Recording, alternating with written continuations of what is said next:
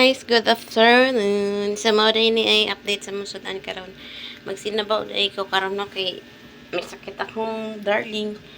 Kailangan niya masustansya. So nagbakal kog isda ko sang giprito, tapos ako siyang butangan og gulay nay malunggay, alagbate at saka saluyot.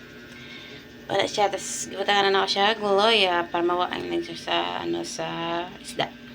So, kaya nagpainit naman ko, gibutangan na ako to siya og tangat.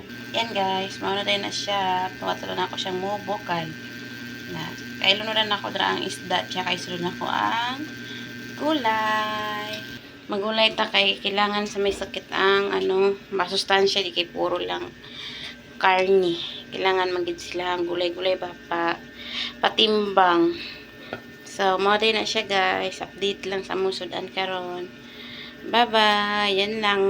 Don't forget, like, share, and subscribe. See you next vlog.